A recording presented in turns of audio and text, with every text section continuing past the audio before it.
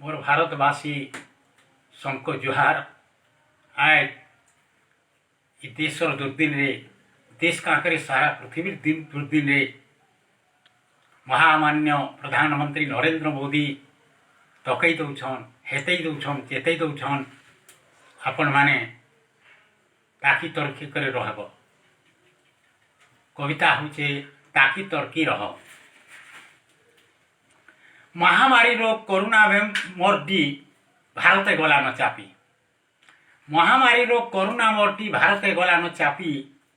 सजाग नहेले देश बाईस भाई सबको नेबान नापी। प्रधानमंत्री नरेंद्र मोदी जे बार बार कहूछन 21 दिन जे तर्की रही कोरोना बढ़े बढ़न। महान विपद असाध्य बेमार उषकसा नहीं तार। महान विपद असाध्य बेमार उषकसा नहीं तार।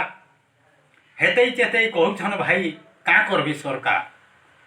अपना जीवन आपे बचई जब दी रही घरे कैंसी उपाय नहीं न आउ नि बाहर तर तले।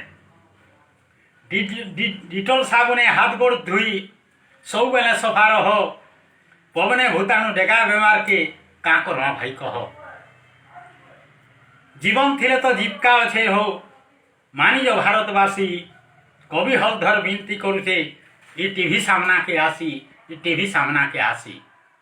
आपण को फेर गए विनती जेनता कि आपण माने ताकि तर्की करे रहूं निजे बची करी देश के बचौन सारा दुनिया के बचौन आपण माने मानी जाऊन।